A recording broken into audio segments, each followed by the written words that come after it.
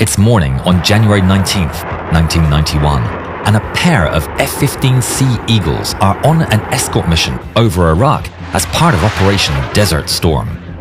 Captain Cesar Rico Rodriguez and his wingman, Captain Craig Moll Underhill, are clearing the skies ahead of a formation of 36 aircraft tasked with striking targets near Baghdad. Behind them, there are waves of F-16s making their runs, diving with 2,000-pound general-purpose bombs. They release them and the ordnance drops straight onto the Iraqi ammunition depots. Giant explosions rise from the desert. They're expecting anti-aircraft missiles, and the F-16s pull hard up, releasing chaff and flares at the same time. But instead of missiles, the Iraqi Air Force has dispatched 2 pairs of the most advanced fighters at their disposal, MiG-29 Fulcrums. Outnumbered, the Iraqis have been keeping their distance, searching for an opportunity to strike, when they're told of 2 F-15s. Perfect targets. It's their chance, and the pair of Fulcrums races to intercept. In the F-15, Rico gets a message from his AWACS controller, Mark White. Rico, you have 2 hostile contacts. One bearing 040 for 35, second is 340 for 65. Roger, we'll take the 040. Rico chooses the most threatening target, and they turn to engage. The F-15's front-facing radars detect the contact, and it appears on their screen. Contact. But it's not the only warning. On another screen, a 29 appears. It's his radar warning receiver, or RWR, a device that tells him when enemy radars can spot him. I'm being painted. MiG-29. I see it. Rico and Moll brace for action. The 2 pairs of enemies, both 4th-generation fighters, have each other in their sights and are heading towards each other in a supersonic joust. Rico selects an AIM-7 Sparrow missile. But the Iraqis have a plan. They dive far below the F-15s, attempting to use the ground clutter to conceal themselves from the radar. But it doesn't work. Aboard his F-15, Rico sees the single fuzzy contact split into 2 well-defined targets. I gotcha. It's 2 versus 2. Rico selects one of the contacts and locks it in. Aboard the Fulcrum, the pilot sees his radar warning receiver light up with the wail of a lock alert. But the Iraqis have yet another ace up their sleeve. They bank to the side, and suddenly, the warnings go silent. Rico's finger hovers over the weapon's release button when the radar contacts suddenly vanish from his screen. I lost it. It's a blind spot in the F-15's radar. Objects moving perpendicular to them are invisible, and the MiG-29s are exploiting it perfectly. Rico's frustrated, but it's a known tactic. The enemy reappears on radar 12 nautical miles away. Contact. He locks it in one more time, but doesn't fire. The AIM-7 Sparrow needs him to maintain lock throughout the missile's entire flight, and he knows the enemy are going to re-enter the blind spot before the missile has a chance to catch them. Once again, the enemy disappears. Lost it again. The MiG-29s keep maneuvering across the sky, toying with the F-15's radar, Contact. constantly blinking in and out from Rico's screen, keeping 12 nautical miles of separation. Lost it again. Rico can see what they're doing. The Fulcrums are dragging them along. Over at the AWACS, Mark White keeps an eye on the situation. As the F-15s make their move, they leave the airspace that Mark's responsible for, and following protocol, he hands over Rico and Moll to another AWACS controller. Rico and Moll keep up the chase across the sky when suddenly their RWR beeps with alarm and starts filling with detections up ahead. It's an entire field of S-125 Neva surface-to-air missiles set up to defend Baghdad. The enemy's trying to pull them into a killing field. They're dragging us into the city's anti-air. What are we gonna do? Rico checks in with the strike force and listens to the F-16s making their runs. If he and his wingman fly away, then the F-16s will be definitely intercepted by the MiGs. He makes a daring choice. Hold position. Keep pushing the bandits away until the strikes are done. Then we can get out of here. They hold their altitude and deliberately continue heading towards the enemy trap, buying the strike force the time it needs. The RWR clicks every time the enemy radars scan the F-15s, and they hear them getting more frequent by the second. But the Iraqis still have a cunning plan. They know the Americans can see the missiles. They're not the trap.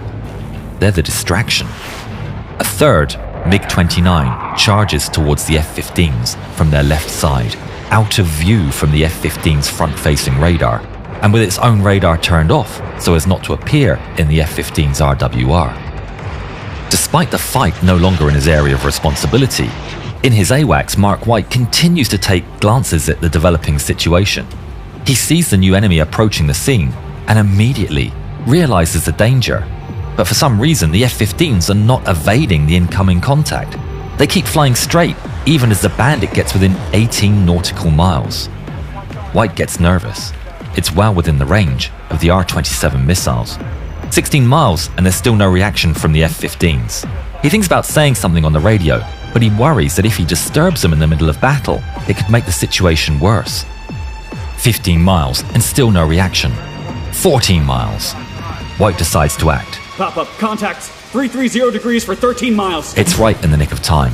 Rico hears the call and instantly drops his fuel tanks and pulls hard towards the new contact, with vapor covering his wings.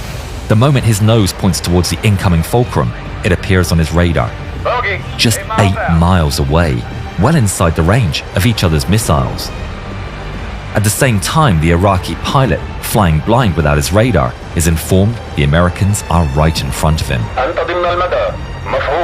He turns on his radar, and Rico appears on his screen. With this act, the ominous 29 appears on Rico's RWR. The two cutting-edge fighters are now aware of one another and are approaching at supersonic speeds. Rico selects the target on his display and locks it in, but he doesn't fire. The rules of engagement are that all contacts detected within 10 miles must be identified visually in case it's a friendly F-117 Nighthawk. Even with the 29 on the RWR and the imminent danger, Rico holds fire and orders Moll to run friend or foe ID on the contact. But there's no time. The Iraqi selects Rico's aircraft and locks him. Rico's RWR screams with a lock alert. I'm getting spiked. He immediately turns upside down and dives, releasing radar reflective chaff. I'm getting low. The terrain will confuse his targeting system. But it doesn't work. The RWR continues screaming in his ear, warning him of impending doom as he races down from 30,000 feet at the speed of sound. Rico whips his head left and right, desperate to spot the enemy. Moll locks the target, his finger hovering over the weapon's release button, as he runs an ID procedure with the help of intelligence aircraft. The seconds feel eternal as they finally clear him to engage. He's given the all clear and presses the button. Box 1. Hi, I'm David Webb, the narrator of this film and the head of Yarnhub. If you think films like this are important and you would like to invest in Yarnhub as a video producer and also with our move into gaming, you can now buy shares in our company. Please click the link in the description for the full details on how you can own a piece of our company and share in our future.